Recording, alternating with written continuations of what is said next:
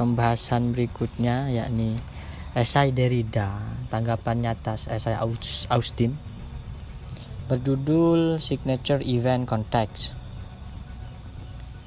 Nah, esai ini terdiri dari 3 bagian yang saling terkait satu sama lain, yakni writing and telecommunication, parasites, dan ether of writing that it perhaps doesn't exist.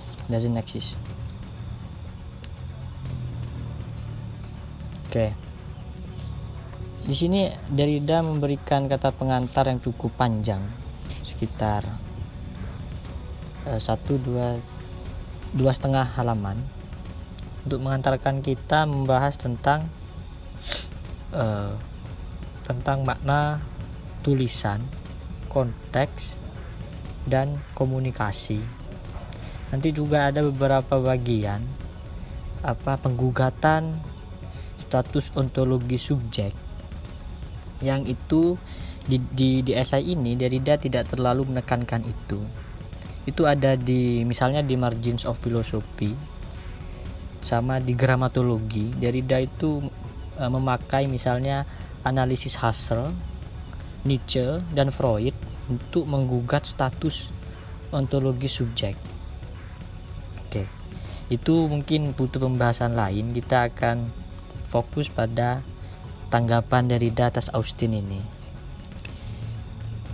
Oke, kita pelan-pelan. Nah, Derrida ini pada esai ini memulai dengan menunjukkan bahwa komunikasi atau speech act, tindakan berbahasa, mengandaikan dapat menyampaikan makna.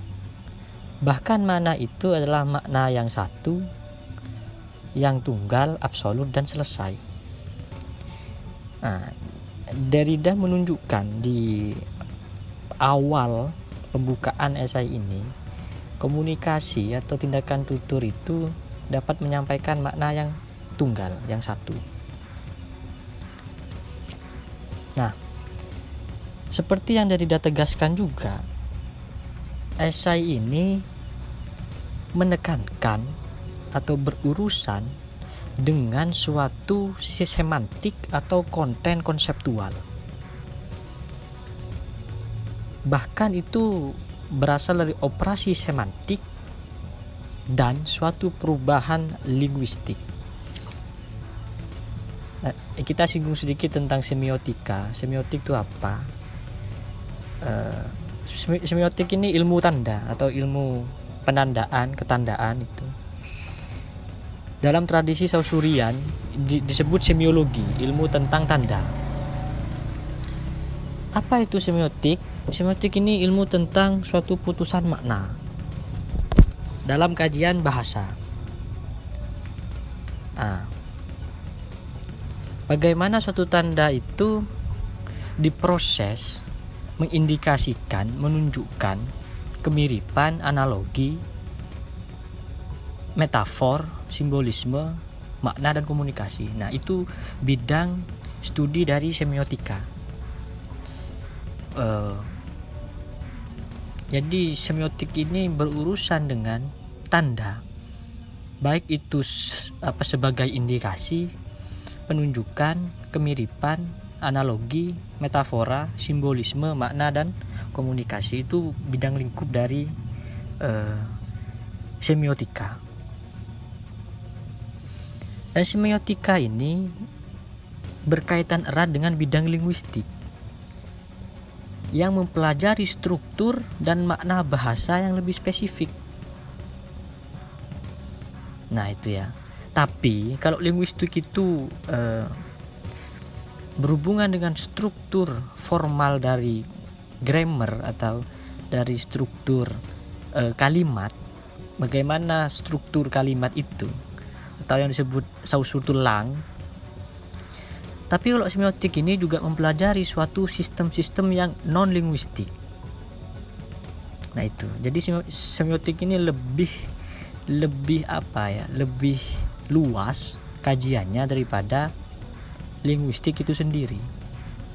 Itulah mengapa nanti saya ingat Gus Fayat itu bahwa linguistik ini lingkarannya berada di dalam semiotik. Dan Derrida ini kan bikin buku atau konsep namanya gramatologi atau ilmu tentang tulisan, dan gramatologi ini adalah lingkaran paling besar yang melingkupi baik linguistik dan semiotik. Itu menjadi dasar kita untuk memulai bahas esai ini. Nah, Derrida di situ menekankan makna semantik atau konten konseptual itu bahkan pada suatu perubahan linguistiknya. Nah, ini kan bisa struktur bahasa itu bisa dibongkar sebetulnya. Itu yang disebut dengan perubahan linguistik. Sesuatu yang bisa berubah, bahkan sistem elang itu sendiri. Oke. Nanti kita akan lihat lebih lanjut bahwa bagaimana suatu bahasa ini tak mampu atau tidak bisa merangkul makna yang satu yang diandaikan oleh speech act atau tindak tutur. Dengan itu Derrida lebih berurusan dengan makna semantik dan perubahan linguistiknya, bukan yang bukan non semiotik.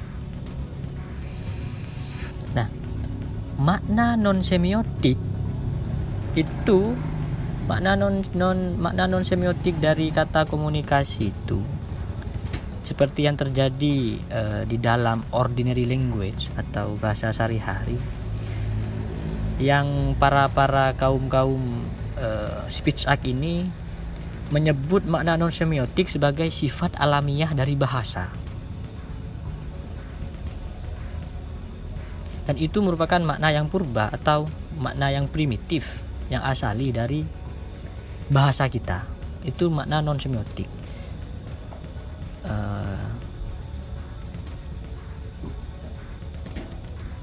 Jadi makna non semiotik ini makna yang tidak ada hubungannya dengan konten konseptual kita di dalam memaknai suatu kejadian, suatu peristiwa. Seperti kita tahu Austin di bahasan sebelumnya itu dia menekankan makna non semiotik. Jadi itulah mengapa Austin dapat mengandaikan suatu kemurnian atau kebenaran dari suatu tindak tutur. Karena mereka lebih menekankan kepada makna non semiotik. Nah, sebaliknya kalau di semiotika itu ada kemungkinan makna itu tidak tunggal di dalam semantik. Jadi apa itu semantik? Sebetulnya hubungan antara tanda dan hal-hal yang kita lihat, denotasi mereka atau makna sesungguhnya. Nah, denotasi ini sebetulnya adalah makna sesungguhnya dari suatu kata. Kalau konotasi itu makna yang diberikan tambahan-tambahan, nilai-nilai tambahan. Misal aku belidahku pahit. Nah, itu denotasi, makna sesungguhnya. Kalau Mas Taufik ini Mas Taufik menjadi buah bibir di masyarakat misal. itu konotatif, itu konotasi, makna tambahan. Jadi buah bibir itu bukan bibir yang ada buahnya. Itulah yang juga kita sebut sebagai suatu konten, suatu ilmu tanda yang berhubungan dengan metafor atau analogi. Itu bidangnya di semiotika. Itu semantik, dan Derrida menekankan itu.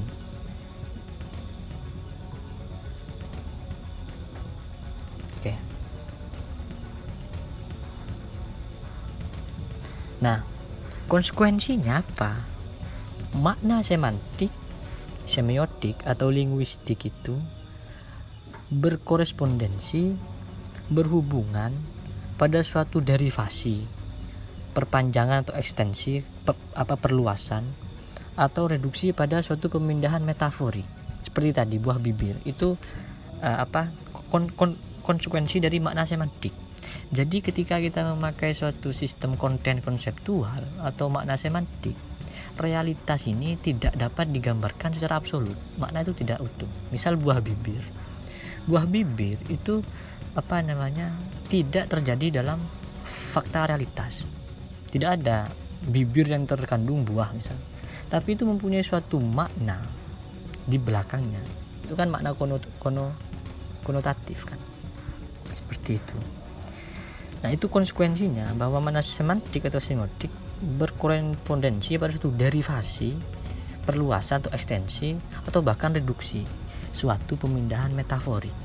Dia bisa menderivasi kenyataan, dia bisa memperluas kenyataan, atau bahkan dia bisa mereduksi kenyataan via semantik atau konten konseptual. Nah, Derrida sendiri di sini menekankan mengapa dia mengajukan dua alasan mengapa dia tidak menegaskan makna non semiotik. Pertama, karena nilai dari gagasan makna literal, makna yang apa adanya atau makna yang murni itu muncul lebih problematis dari sebelumnya. Dan karena apa? Itu problematis karena pemindahan nilai dari suatu kalimat didasarkan pada konsep metafor dalam sistem kita atau sistem semiotik kita, sistem ilmu tanda kita. Itu bermasalah, makna yang literal atau makna yang sesungguhnya itu bermasalah. Karena apa? Karena adanya derivasi, ekstensi, dan reduksi pada suatu pemindahan metaforik. Itu yang pertama. Jadi problem ini tentang makna literal. Yang kedua, pemindahan semantik tadi itu yang derivasi, ekstensi atau reduksi itu terjadi karena komunikasi. Dari diandaikan sebagai suatu yang non semiolinguistik, komunikasi itu menjadi suatu fenomena semiolinguistik. Nah, itu mengapa kok Derrida ini menekankan makna semiotiknya? Karena pemindahan semantik itu terjadi dalam proses komunikasi, proses tindak tutur kita yang pada Austin diandaikan sebagai yang bukan semiolinguistik, yang bukan perpindahan metafor, itu kini sekarang karena konsekuensi konseptual itu menjadi sebagai suatu fenomen semiolinguistik. Nah, ini bermasalah. Jadi makna literal yang mampu merangkul realitas karena itu dianggap sebagai non semiolinguistik itu bermasalah. Karena suatu komunikasi itu mengandaikan suatu fenomen semiolinguistik. Nah, di sini memang rada-rada kita butuh perhatian khusus untuk semiotik ini. Pembukanya saja seperti itu. Oke. Dari titik dari titik makna literal yang problematis dari semiotik dari sistem komunikasi itu, Derrida kemudian fokus kepada masalah tentang polisemi dan komunikasi, tentang penyebaran atau dissemination dan komunikasi. Jadi polisemi ini berbeda konsep dengan dissemination. Jadi kalau polisemi ini penyebaran yang penyebaran yang itu sifatnya tetap. Kita ambil misal serbuk bunga. Nah, itu terjadi polisemi. Jadi polisemi ini benih yang tersebar tapi hasilnya sama. Bagi Derrida itu berbeda dengan dissemination atau penyebaran. Nah, kosakata dissemination atau penyebaran ini mengandaikan suatu kata, suatu bahasa itu ketika dia menyebar, dia tidak akan pernah menghasilkan sesuatu yang sama. Itu bedanya dengan polisemi. Nah, sehingga Derrida di sini fokus kepada dissemination dan komunikasi. Oke. Selanjutnya di dalam halaman 2, Derrida mengatakan bahwa bagian yang paling ambigu dari kata komunikasi, it seems self-evident that the ambiguous field of the word communication can be massively reduced by the limits of what is called a context. Atau bagian yang paling ambigu dari kata komunikasi adalah ia secara masif, secara menyeluruh mereduksi melalui pembatasan dari apa yang Derrida sebut sebagai konteks.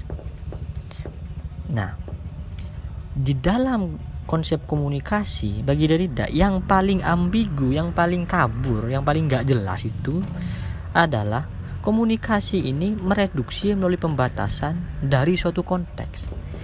Jadi komunikasi ini mengandaikan suatu konteks yang tetap, yang itu memungkinkan suatu bahasa bisa maknanya tetap, sehingga polisemi itu terjadi karena kita mengandaikan konteks yang satu, konteks yang utuh, sehingga bahasa mempunyai struktur formal yang tetap. Itu yang bisa diandaikan oleh Saussure sebetulnya. Nah, Derrida mengatakan komunikasi itu mereduksi kejamakan atau itu berpluralitas konteks menjadi konteks yang satu. Nah, itu reduksian yang secara masif namanya. Jadi reduksian secara masif ini, massively ini adalah konteks yang jamak, yang bahkan itu juxtaposisi ya, atau multiplisitas itu direduksi menjadi satu konteks saja. Itulah mengapa kok kalangan yang non semiolinguistik macam filsuf analitik itu mengandaikan makna itu bisa satu, bisa tunggal, karena mereka mereduksi konteks yang tak hingga itu menjadi hanya suatu konteks. Itulah mengapa tesis mereka mengatakan makna itu satu. Oke. Kemudian Derrida juga menggarisbawahi di esai ini yakni menentukan bagaimana tulisan, writing atau ekritur itu dapat berhubungan dengan konteks secara umum, secara general. Di tulisan ini menjadi suatu titik penting dalam seluruh pemikiran Derrida. Bahkan dekonstruksi itu berdasar pada teks atau tulisan, writing atau ekritur. Nah, nanti kita akan bahas tentang hubungan tulisan dan konteks ini sebetulnya. Oke.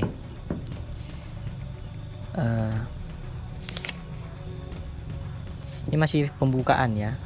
Jadi Derrida ini kita tahu pertama tidak menekankan makna non semiotik.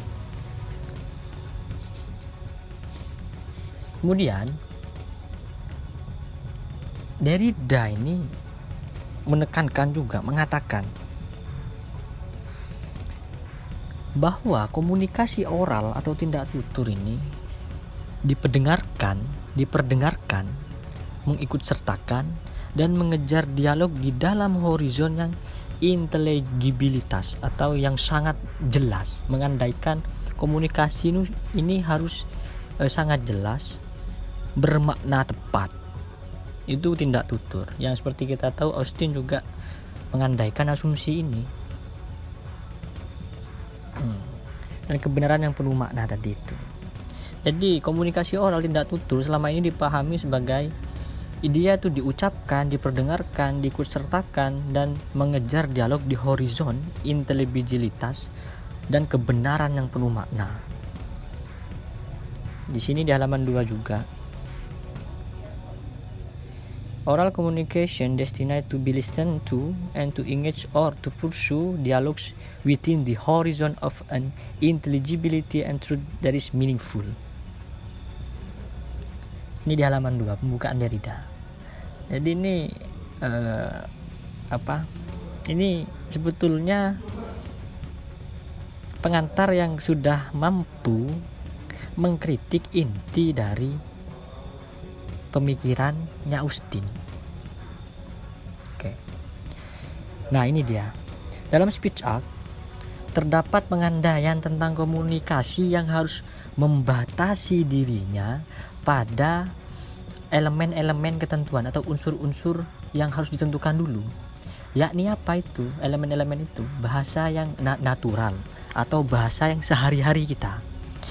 Nah, jadi pengandaian tentang komunikasi itu harus membatasi dirinya pada bahasa yang sehari-hari, bahasa yang common sense, bahasa yang natural itu. Yang kita tahu, Austin mengatakan bahwa bahasa ini common sense, harus mengenali common sense kita, dan itu adalah bahasa yang asali yang dapat merangkul kemurnian bahasa. Oke, selanjutnya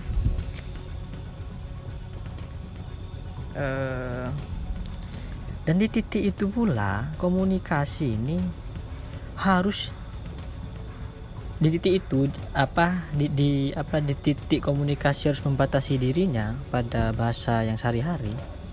Komunikasi diprioritaskan atau diberi tempat istimewa, yakni komunikasi qua diskursus. Atau di berbagai kasus itu qua penandaan, komunikasi qua penandaan. Jadi komunikasi ini lebih superior daripada diskursus itu sendiri. Komunikasi ini lebih superior daripada penandaan. Yang mereka ini percaya dapat mereduksi konteks yang multiplisitas, yang jamak itu menjadi satu, menjadi konteks secara utuh. Itu bermasalah bagi Derrida. Dengan itu dia tidak menekankan makna non semiotik, non semiolinguistik itu. Nah, ini kita akan bahas tentang itu, tentang konteks, karena memang konteks ini menjadi titik tumpu pembahasan Derrida di esai ini, konteks. Oke. Apakah kondisi-kondisi dari suatu konteks secara absolut dapat ditentukan? Jadi, apakah konteks itu secara absolut dapat ditentukan? Bagi Derrida tidak. Nah, Derrida di sini di halaman 3 mencoba untuk menunjukkan mengapa suatu konteks tidak pernah bisa ditentukan secara absolut, atau setidaknya determinasi atas konteks tidak mencapai kepenuhannya. I shall try to demonstrate why a context is never absolutely determinable, or rather why its determination can never be entirely certain or saturated. Itu di halaman 3. Nah, jadi ketakpenuhan struktural ini Derrida melanjutkan, ketakpenuhan struktural konteks ini. Jadi konteks itu tidak akan mencapai kepenuhannya, atau konteks tak pernah menjadi satu kesatuan yang tunggal. Ini mempunyai efek ganda. Pertama, ketakpenuhan konteks ini mempunyai efek ganda. Efeknya apa? Pertama, penandaan atau aktivitas menandai, aktivitas semiotik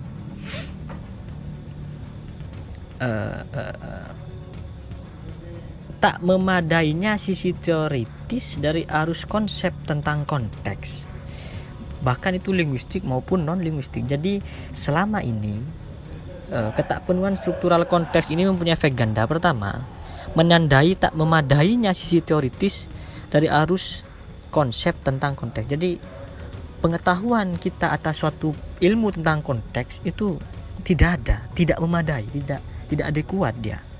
Itu kata Derrida. Bahkan dalam konteks linguistik atau non linguistik. Kedua, efek kedua, hal itu akan menjadi suatu generalisasi tertentu dan permindahan tertentu dari konsep tentang tulisan. Nah, karena ketakpenuhan struktural konteks itu ada suatu perpindahan konsep tentang tulisan. Nah, ini penting karena di selanjutnya kita akan bahas tentang writing and telekomunikasi. Jadi tulisan ini bahkan menjadi struktur bangunan megah dari proyek filsafatnya Derrida tentang tulisan. Jadi ada dua efek ganda ya dari ketidakpenuhan struktur konteks itu. Jadi kita tidak memadai lagi atau kita tidak mempunyai suatu konsep teoritis tentang konteks. Efek kedua, hal itu menjadikan suatu pemindahan atau pergerakan atau perubahan konsep tentang tulisan yang selama ini dipahami oleh filsuf-filsuf dari klasik bahkan sampai ke modern. Jadi Derrida ini sudah mulai menyentuh konsep tentang tulisan via konteks juga nanti. Yang nanti kita akan tahu tentang iterabilitas, tentang dissemination atau tentang Ziverong atau tentang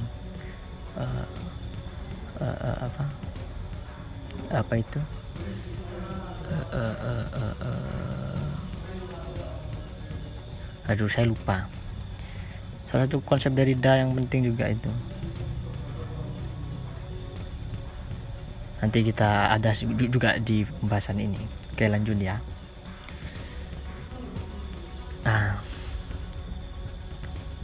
Nah dari situ, dari permulaan yang sebetulnya sudah rumit, yang harus kita paham tentang semiotik dan segala macam, maka dari titik keberangkatan itu Derrida mulai mempertanyakan sekaligus merombak ulang Austin yang di bagian writing and telecommunication ini dia membahas tentang konteks tulisan, dissemination tadi, penyebaran, dan ketakhadiran. Okay. Ini Derrida membuka teks ini dengan suatu tesis yang mengerikan juga. Yang ini mampu merubah gerak pemahaman kita tentang komunikasi, bahkan bahasa secara umum. Apa itu pembukaannya?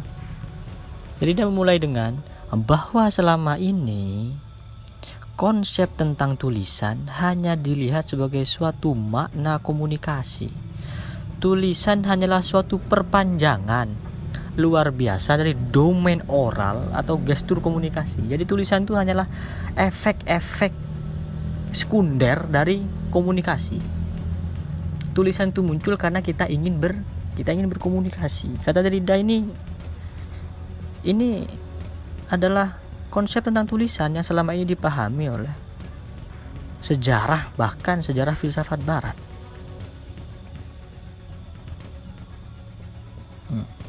Oke. Ini ya.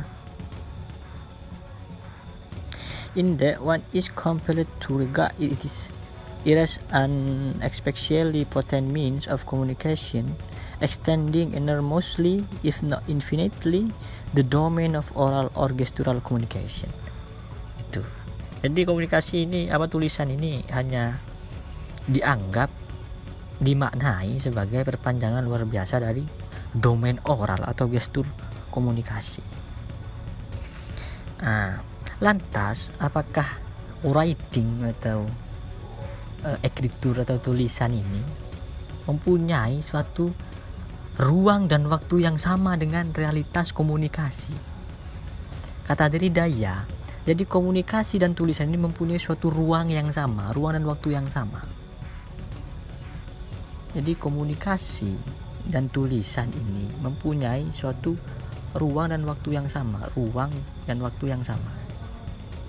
Tapi pedoman atau aturan atau sistem dari tindak tutur berada dan bertemu di dalam suatu fakta terbatas, suatu batasan-batasan empiris dari ruang dan waktu. Ini penting sebetulnya.